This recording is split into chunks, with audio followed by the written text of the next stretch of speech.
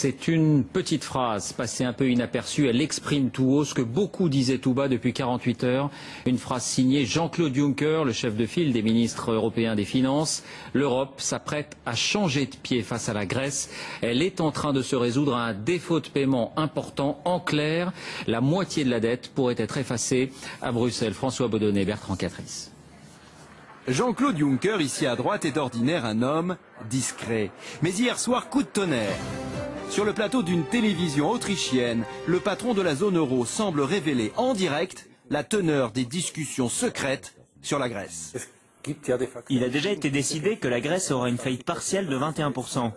Est-ce que cela veut dire que maintenant, vous discutez de 50 ou 60%? Nous discutons sur plus.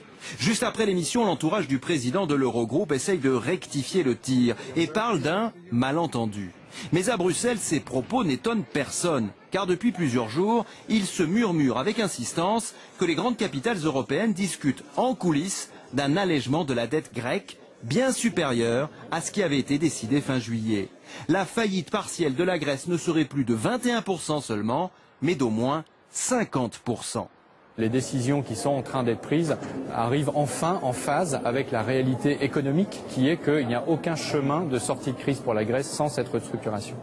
En clair, la Grèce n'aurait plus à rembourser 360 milliards d'euros comme aujourd'hui, mais 180 milliards. Les grandes perdantes seraient alors les banques européennes et mondiales qui ne récupéreraient que la moitié de leur mise. Si ce scénario se confirme, il planerait alors sur l'acropole l'ombre de la faillite de l'Argentine il y a 10 ans.